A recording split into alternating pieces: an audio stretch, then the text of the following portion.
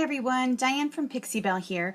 Today I want to tell you a little bit about the K5B or Knit 5 Below stitch that you might have seen in my book. I should say my first book because I have another book that will be coming out soon.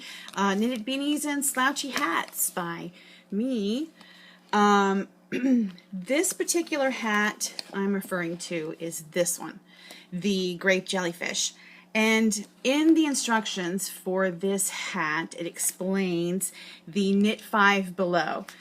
Now, I'm working on a sample right now that is a different hat. This is sort of the same idea for the crown, but this one is just going to be a beanie. It might even be a slouchy beanie. I haven't quite decided how long I'm going to make it yet. But this uses the Knit 5 Below. Now, some people might refer to it as the bubble stitch or a bobble stitch. I've heard puff stitch. I've heard dimple stitch, but they're all the Knit 5 Below stitch. So to do a Knit 5 Below, I explained it one way in the book, but I'm going to explain it a different way as well that I think might be a little easier for some people. So the way I did it in the book was like this. You take the next stitch, you take it off the needle, and you're going to basically rip out 4 stitches and make 4 ladders. So you're ripping out 1, 2, 3, and 4. So you have these 4 ladders right here.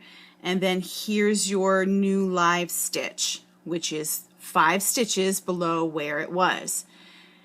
What I did in the book to explain it was I said to take your right needle and put it through that stitch and then put the ladder stitches on top of it basically, and then knit through with your working yarn over your right needle and through the stitch.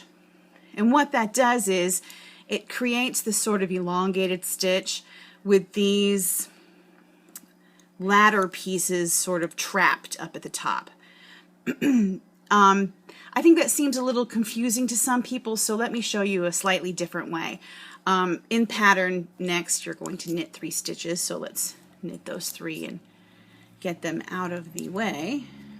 Okay, and then here's that stitch you made. You can see it a little bit better here where it is, you can see where that's the elongated stitch and then the gathered 4 ladders up there.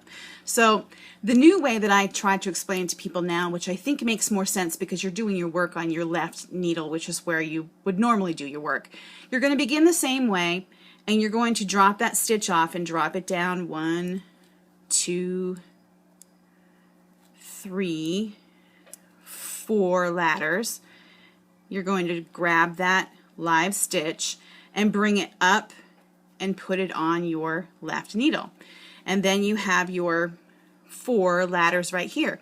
And basically you're just going to plop them on top of your needle like that, where it's like one big chunky live stitch. And then you're going to knit through that new live stitch and the whole big chunk of 4 ladder pieces. So you just knit through it. And it makes the exact same elongated stitch with the 4 ladder pieces trapped in it. So let's try it one more time.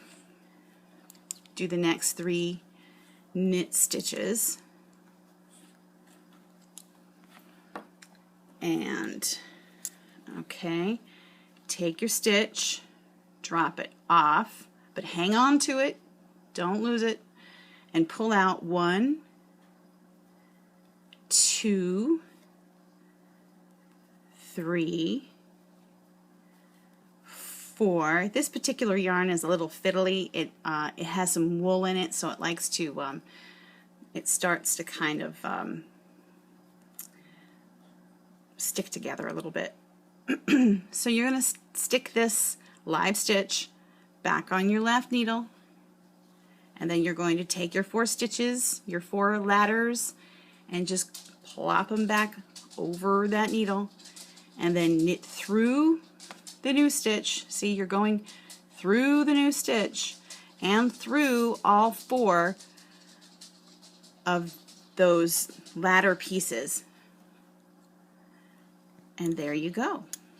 And you can see how the baubles start to form like little puffs. And the reason they do that is because you made this stitch really tight, and then these pieces around it, these stockinette parts, have more fabric than this part has. So this is going to dimple in, and this is going to puff out and make those pretty bobble puff stitches. So I hope that explains it. See ya.